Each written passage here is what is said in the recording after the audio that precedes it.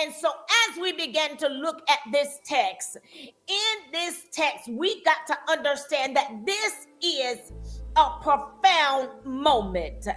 We see Zerubbabel confronted with an assignment that seems insurmountable.